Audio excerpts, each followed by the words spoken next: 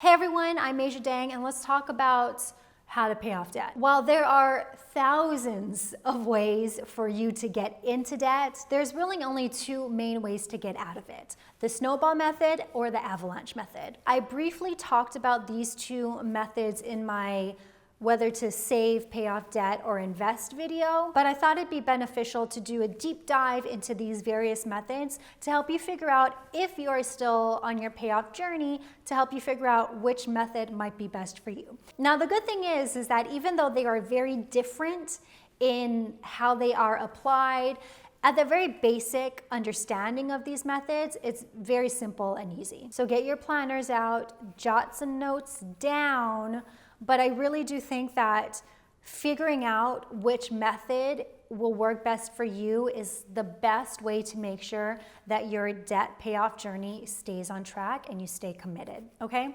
So please like, share, and subscribe if you want to see more of this type of video. I actually cannot believe I have not done this video yet.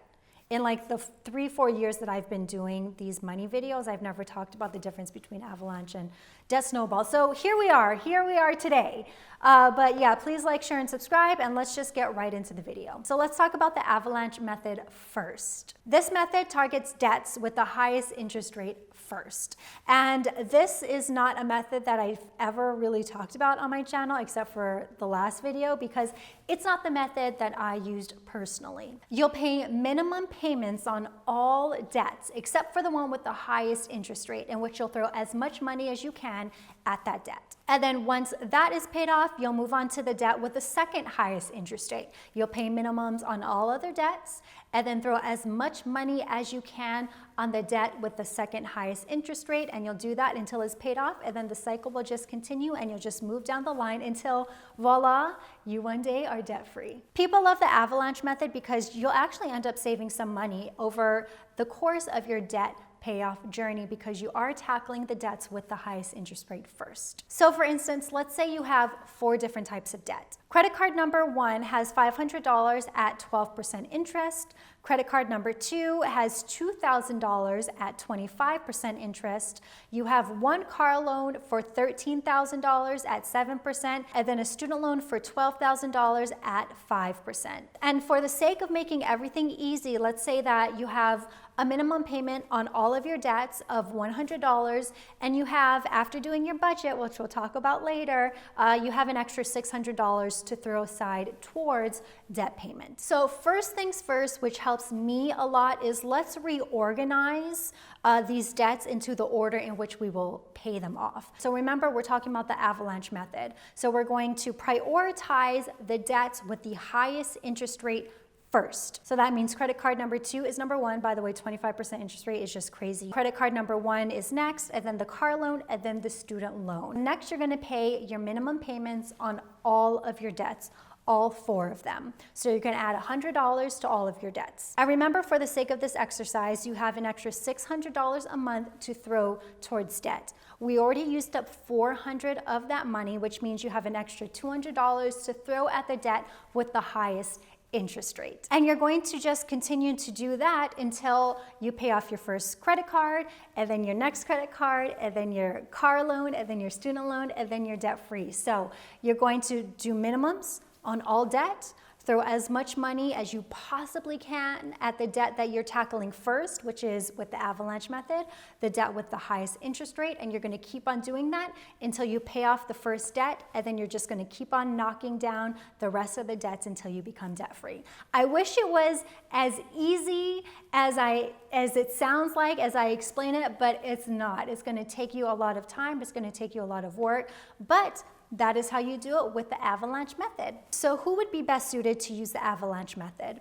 Someone who is more analytical. If you're very mathematical in your reasoning for paying off debt, like saving on interest, this is the method for you. But if you're someone who needs instant gratification, this is probably not the method that you want to use, because you might take longer paying off certain debts. So if you're someone who needs the instant gratification, that win of paying off the debt, the snowball method is for you. If you're someone who needs to see progress, if you need someone who feels like they've won, who needs to get that momentum to continue on your debt paying road, Snowball method is right for you, and it is the method that I used on my payoff journey as well. The truth about the Debt Snowball method is that it's basically a motivational program to pay off debt. It may cost you more money over time because unlike the Avalanche method in which you're paying off debt with your highest interest rate first, with the Snowball method, you're paying your debts smallest to largest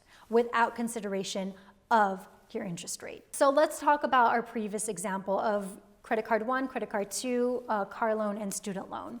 Via the Snowball method, you're tackling your debt's smallest to largest amount. So the order of your debt payoff would be credit card number 1, credit card number 2, student loan, and then car loan. And then similar with the Avalanche method, you're going to pay minimum payments on all of your debts, but throw as much money as you can at the debt in which you are focusing on. So again, Snowball method means smallest to largest. So you're going to throw as much money as you can at your smallest debt first until that's paid off, and then just go down the line. If you want to feel inspired to keep going, the Snowball method is for you. Again, it's more of a mental game with the Snowball method. I liked it because it just made sense to me. My debts ranged from $1,000 to $150,000. So if I had tackled my debt using the Avalanche method, instead of the $100,000 debt being at the end of my journey, it would have been right in the middle. And going from a $1,000 debt to $150,000 debt right off the bat, I personally think I would have given up on paying off my debt. So that's why I decided the Snowball method was right for me, because I needed to build confidence and courage on my journey of paying off debt before I tackled my huge $150,000 student loan debt. I'm trying to be as neutral as possible, sharing the two methods equally, but I think what a lot of people fail to consider on their payoff journey is how emotionally exhausting it is. There's going to be numerous times along your debt payoff journey that you're going to want to give up, which is why I always encourage people to at least try the Snowball method, because if you get those wins, if you know how it feels to work so hard and then to be able to successfully pay off just one debt, that feeling is going to catapult you to success with your other debts. That being said, the main thing I realized on my payoff journey is that the best way for you to pay off debt is the way that works for you. So while the Snowball method might have worked for me because I'm a very emotional person, I'm a very competitive person, I needed to feel that win.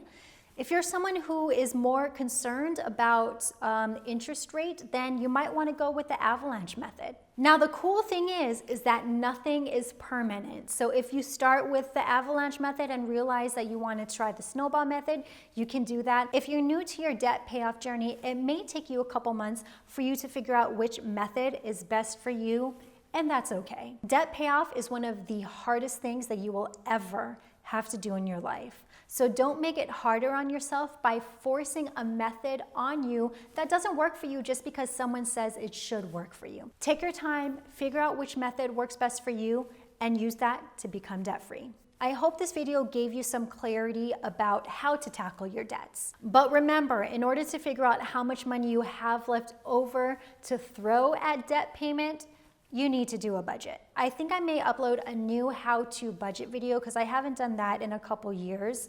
But if I don't end up doing that because I'm lazy, go ahead and check the cards. I'll post the ones I've already done above. I'm Aisha Dang. Thank you so much for watching this video. I hope it helps. I hope you kick debt ass, and we'll see you on the other side for investments and building wealth and being a boss-ass bitch. Okay? Bye.